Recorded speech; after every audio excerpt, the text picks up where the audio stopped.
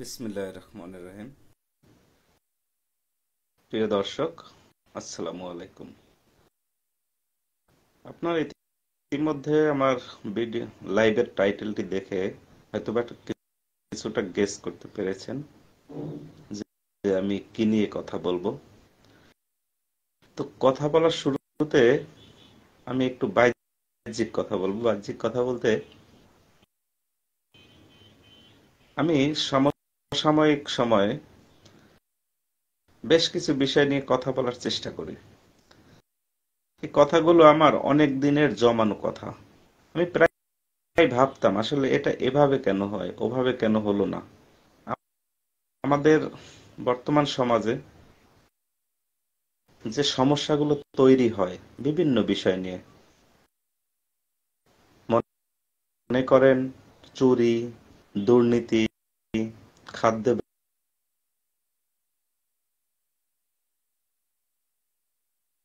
নিয়ে আমার মনের বিভিন্ন প্রশ্ন দেখা দিত সব সময়ের জন্য।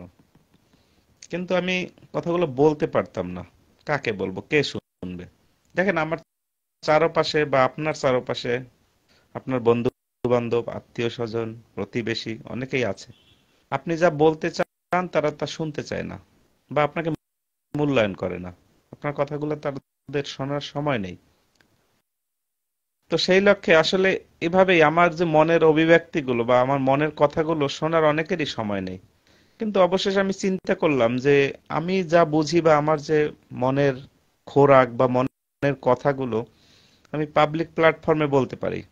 তাতে করে হবে কি, টার্গেটেড অডিয়েন্স, অর্থাৎ আমার কথাগুলো বোঝার মতো অনেক লোক পাবো আমি।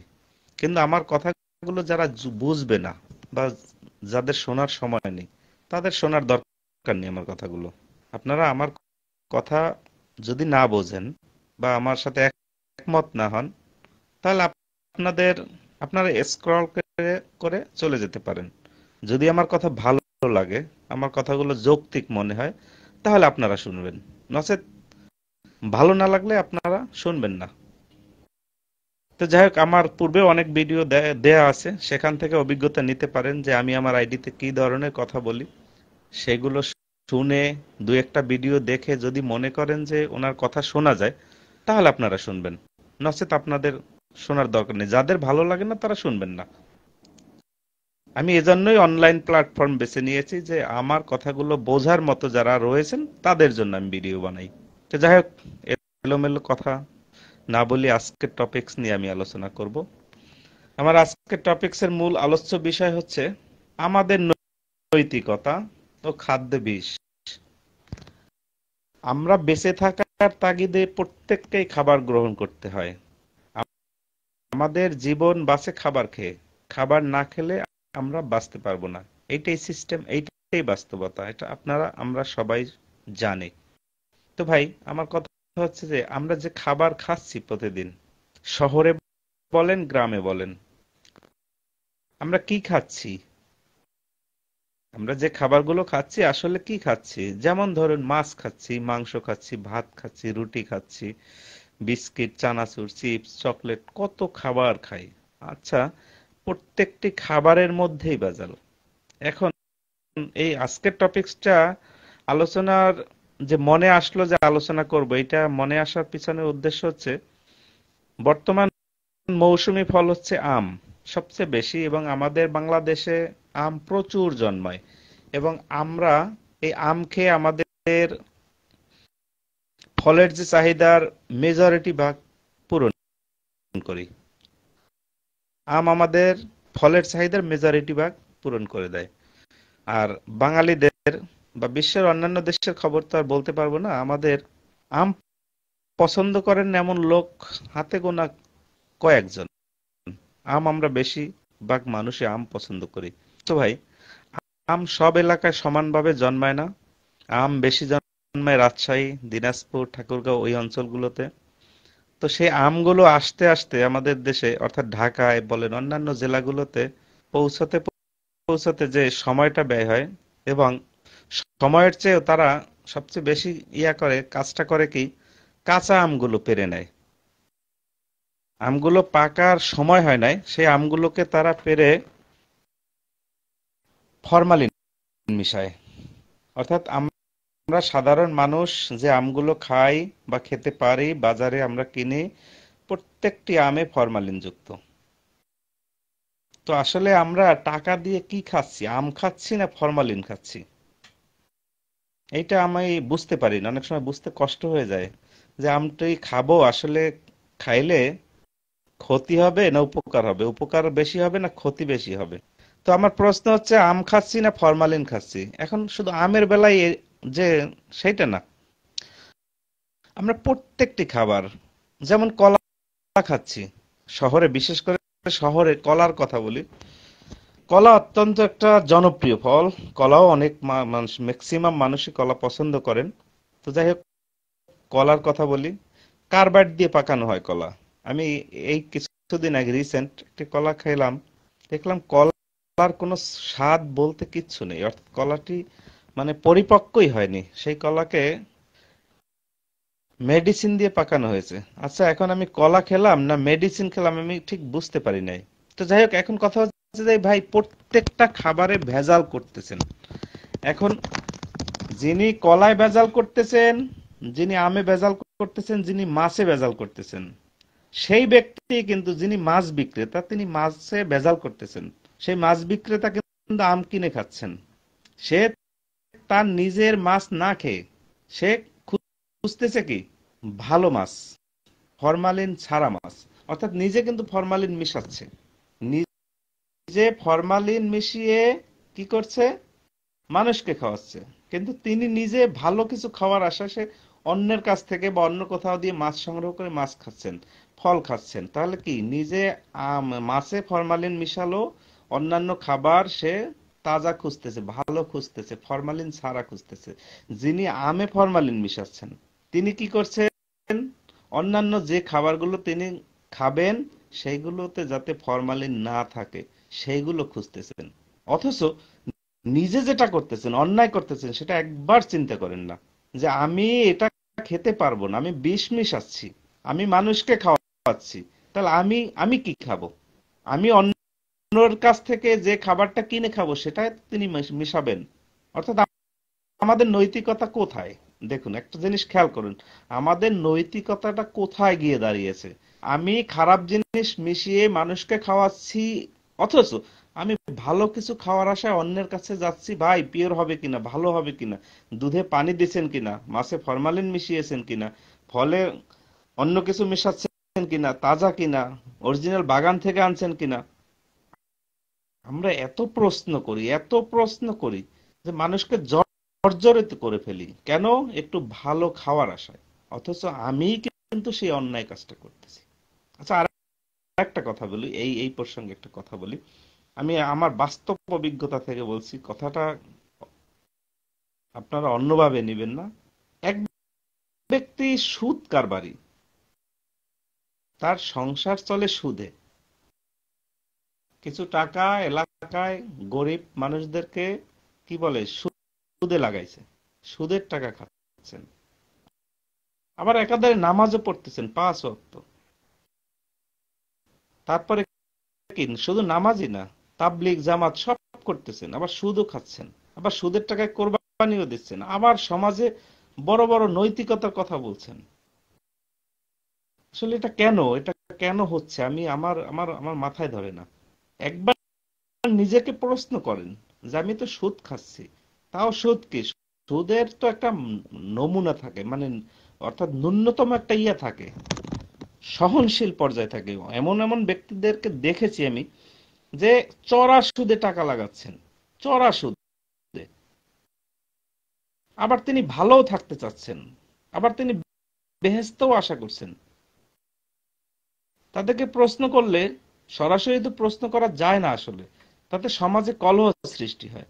তাদেরকে প্রশ্ন করলে, ঘুরিয়ে পেঁচিয়ে প্রশ্ন করলে, তারা একেবারে পাক্কা জান্নাতি, অর্থাৎ তারা জান্নাতে যাবেন কনফার্ম, কারণ তিনি ভালো কাজ করতেছেন। কিন্তু আসলে যে সে সুদ খেয়ে কিছু কিছু পরিবার ধ্বংস করে দিচ্ছেন। অর্থাৎ সুদে টাকা কারা নেয়? তারা তো অত্যন্ত হতদরিদ্র, অর্থাৎ অভাবে পড়েই তো সুদে নিচ্ছে। কিন্তু সেই সুদটাকে সহনশীল পর্যায়ে যদি দেয় যে না ও চলতে পারবে, ও নিজে আমার কাছ থেকে টাকা নিয়ে 2 টাকা নিজে লাভ করতে পারবে, সেখান থেকে কতটুকু আমাকে দিলে ও নিজে চলতে পারবে, সেইটা যদি চিন্তা করতো তাহলেও হতো ভাই। কিন্তু এরকম অনেক সুদ কারবারি দেখেছি যে ওরটা চিন্তা করার দরকার নেই, ওকে টাকা দিব, ও আমাকে টাকা রিটার্ন করবে, এবং কত টাকা সুদ দেবে এরকম চিন্তা করে কেউ চলতেছে না। কেউ চলতেছে না বললে ভুল হবে, ভালো মানুষও আছে সমাজে, তবে নেহায়েত কম, ভালো মানুষের সংখ্যা অনেক কম।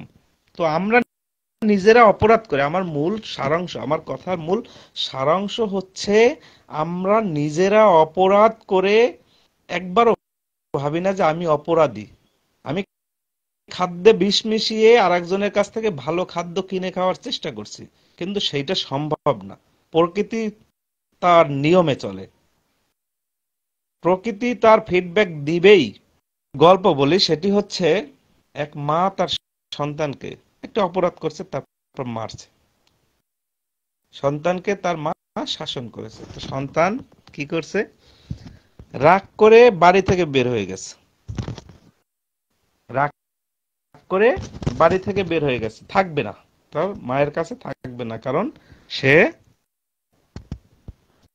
মারছে এই জন্য।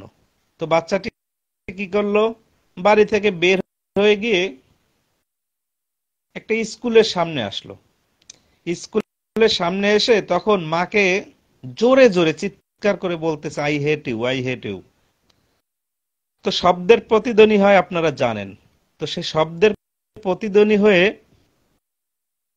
স্কুলের দেয়াল থেকে আবার রিটার্ন আসতেছে, আই হেট ইউ।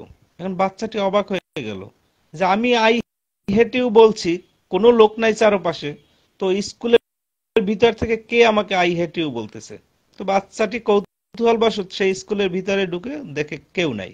তারপর রাস্তায় যথা যেখানে বসে সে বলছিল আই হেট ইউ, সেই জায়গায় এসে আবার বলতেছে আই হেট ইউ। হ্যাঁ, রিটার্ন আসতেছে আই হেট ইউ। পরে বাচ্চাটি বলল আই লাভ ইউ। স্কুল অর্থাৎ প্রতিধ্বনি হয়ে স্কুল থেকে আবার রিটার্ন ওই একই শব্দ আই লাভ ইউ আসতেছে। তখন বাচ্চাটি একটা জিনিস বুঝলো যে কাউকে ভালোবাসা দিলে ভালোবাসা পাওয়া যায়, অর্থাৎ এতক্ষণ আমি আই হেট ইউ বলেছি, স্কুলের দেয়াল আমাকে রিটার্ন করছে আই হেট ইউ, এখন আমি আই লাভ ইউ বলছি, স্কুলের দেয়াল আমাকে রিটার্ন করছে আই লাভ ইউ। তো বাচ্চাটি এইটা বুঝতে পারলো যে আমি মায়ের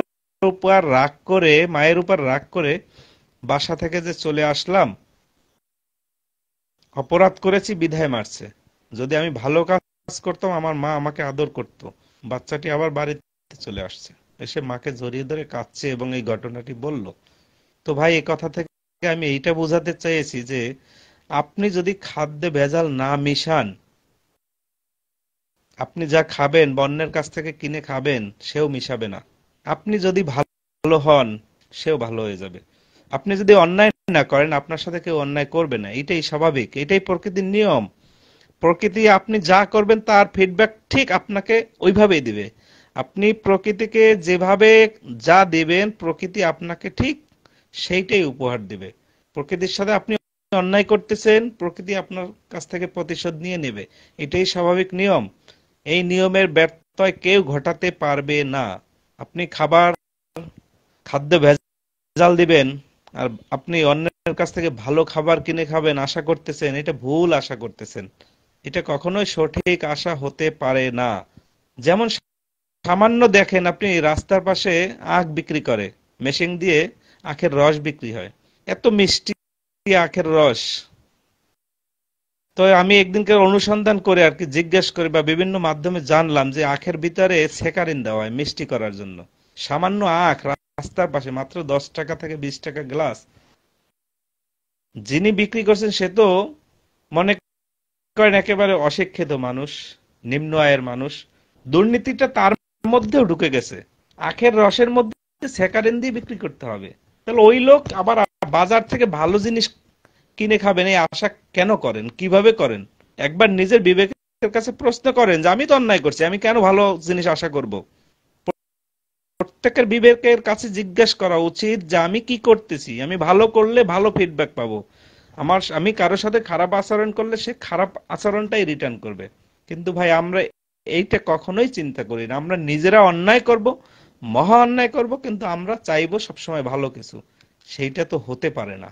তো অতএব আমাদের প্রত্যেকের অবস্থান থেকে একটা বিষয় ক্লিয়ার হওয়া উচিত বা বোঝা উচিত, আমি যদি খারাপ কাজ করি, আমার সাথে আমার চারপাশে যারা রয়েছেন তারা তারা খারাপ কাজ করবেন। এটাই স্বাভাবিক, এইটাই সত্য, এইটাই নিয়ম, এইটাই প্রকৃতির নিয়ম। আর আমি যদি ভালো হই, আমি আমার অবস্থান থেকে আমি পরিষ্কার থাকব, আমার আশেপাশের লোকজন আমার সাথে ভালো ব্যবহার করবে, ভালো কিছু আমাকে দিবে। এটাই প্রকৃতির নিয়ম। অতএব বন্ধুগণ, আমরা প্রত্যেকের অবস্থান থেকে, অর্থাৎ নিজ অবস্থান থেকে সর্বোচ্চ ভালোটা দেওয়ার চেষ্টা করব। এখন বলতেছেন যে আপনি করেন, আমি বলতেছি আমি চেষ্টা করব। আমিও যে করি, আমি যে সাধু, আমি সন্ন্যাসী, সেইটা নয়। আমি নিজেও চেষ্টা করব, আপনাদেরকে আহ্বান করতেছি আপনারাও চেষ্টা করেন ভালো কিছু সমাজকে দেওয়ার, মানুষকে দেওয়ার। তাহলে ভালো কিছু আপনিও পাবেন। এইটাই নিয়ম প্রকৃতির। এর ব্যত্যয় কখনোই ঘটতে পারে না। আপনি যা করবেন তার ফিডব্যাক পাবেন। ভালো করবেন ভালোর ফিডব্যাক, খারাপ করবেন খারাপের ফিডব্যাক। সুতরাং সবাই সবার অবস্থান থেকে ভালো কিছু করার চেষ্টা করি। কিন্তু এখন একটা কথা মনে পড়ে গেল আবার, আমি পূর্বের একটা ভিডিওতেও বলেছিলাম, যেমন এরকম না হয় আমাদের যে আমরা খারাপ কাজ করে আবেদ আলীর মতো, প্রশ্নপত্র ফাঁসের ঘটনার নায়ক আবেদ আলী, যা চুরি করেছি আল্লাহর রাস্তায় দান করেছি, এটা করা যাবে না।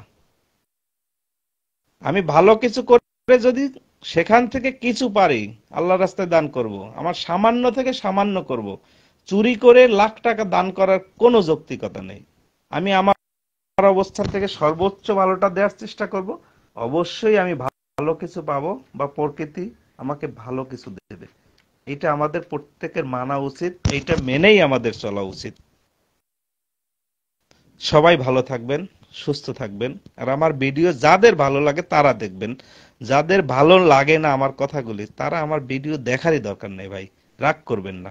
যদি ভালো লাগে আমার ভিডিওগুলো দেখবেন, আর ভালো না লাগলে দেখার দরকার নেই। সবাইকে ধন্যবাদ। ভালো থাকবেন, সুস্থ থাকবেন। আবার দেখা হবে। আসসালামু আলাইকুম।